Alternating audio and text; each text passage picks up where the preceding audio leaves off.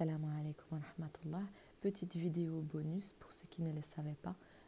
Quand j'ai traité donc, de Surat al-Kawthar avec son explication, j'ai gardé donc ceci en bonus pour vous expliquer que même la naissance de Fatima alayhi salam radiallahu anha aussi était miraculeuse, tout comme son époux. Subhanallah, il se complète et Allah ne fait pas les choses par hasard. Lui est né d'une naissance miraculeuse, donc la sage-femme, c'était Jibril alayhi salam dans la Kaaba, et cette Kaaba qui s'est refermée, d'où vous voyez cette petite fissure qui fait que Dieu l'a ouvert pour que sa mère puisse rentrer et donc accoucher donc à l'intérieur. Eh bien, c'est une naissance miraculeuse. C'est pour ça que Ali et Fatima sont deux personnes auprès d'Allah, mais aimées et purifiées, tout comme le prophète ainsi que ses petits-fils. C'est les Ahl al-Bayt, les gens nettoyés de toute souillure et purifiés, alhamdulillah.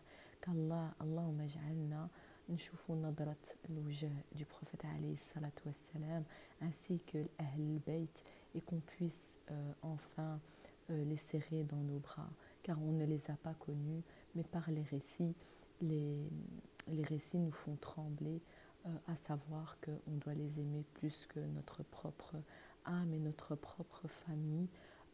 Tous les jours, pensez à eux, faites la salat alayhum aussi, c'est important. Et donc voilà le petit bonus avec quoi j'arrive.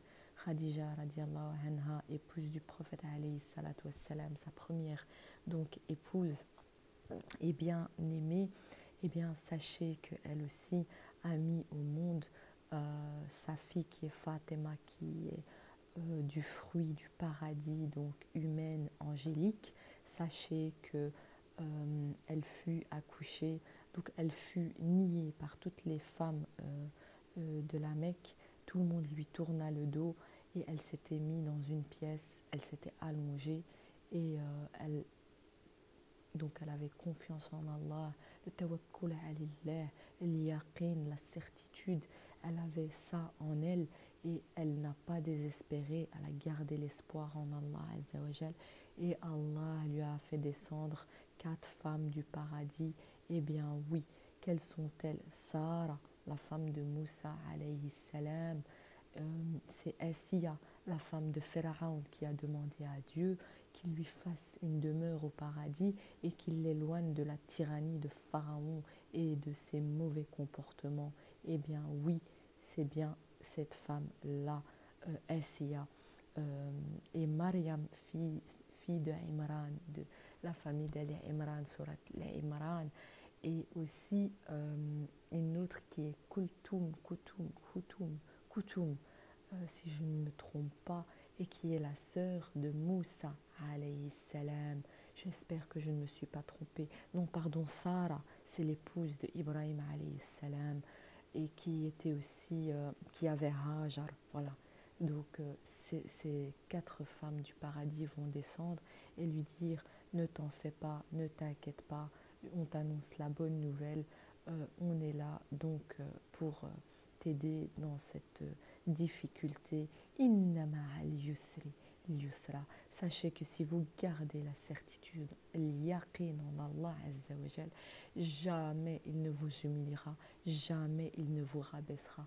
Eh bien, les gens de l'époque du prophète alayhi salatu wassalam, c'était une minorité, mais ils croyaient en Allah, ils croyaient au message et ils croyaient à la famille prophétique, tout comme Khadija radiallahu anha n'a jamais laissé tomber le prophète alayhi salatu wassalam et était toujours à ses côtés et à l'apaiser et le rassurer et de lui dire que tu es bien prophète de Dieu, même quand il n'y croyait plus à cause de la méchanceté des gens qui l'entouraient.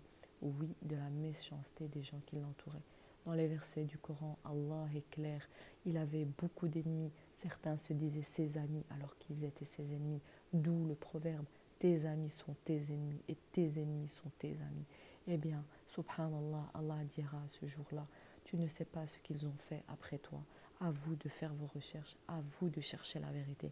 Vous cherchez la lumière, vous cherchez le paradis, eh bien, instruisez-vous dans votre religion, car maman et papa, encore une fois, ne vont pas vous aider dans votre quête qui est d'aller vers le paradis. Je vous l'avais dit, il faut être bon avec les parents, mais les parents ne peuvent rien vous apporter comme bagage de science.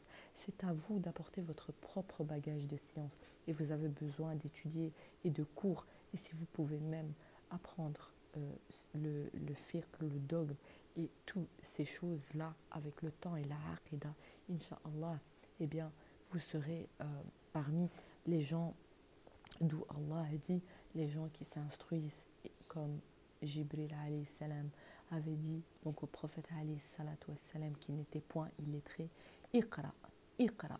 Ceci veut dire lis, instruis-toi, lis. Si le Jibril alayhi salam, qui est notre ange, et Allah a dit celui qui déteste Jibril alayhi salam, eh bien Allah le déteste. Sachez que même les anges, vous ne pouvez les détester. Vous devez croire en Dieu, à son prophète, en ses anges, en ses livres, en ses destins bons ou mauvais, et au jour du jugement dernier. Et oui, ce jour du jugement dernier, Fatima viendra et demandera justice pour sa mort, justice pour la mort de ses enfants, et aussi parce qu'elle a été séparée de son époux sur terre. Voilà, tout simplement.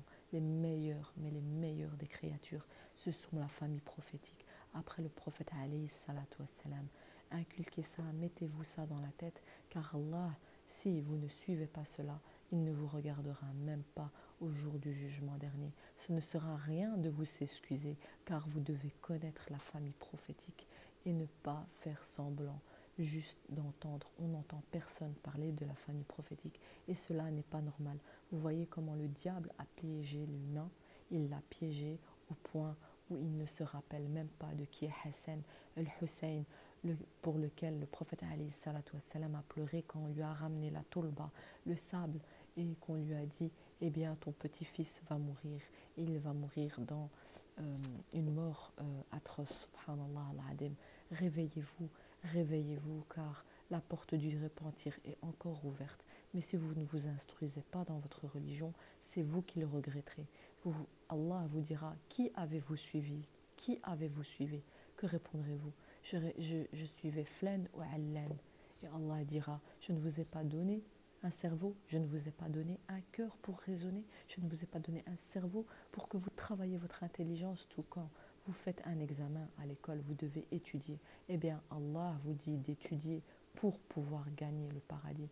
Et on devra étudier pour pouvoir passer le bassin Al-Kawthar, lequel est le meilleur des bassins du paradis. Wassalamu alaikum wa rahmatullahi wa barakatuh.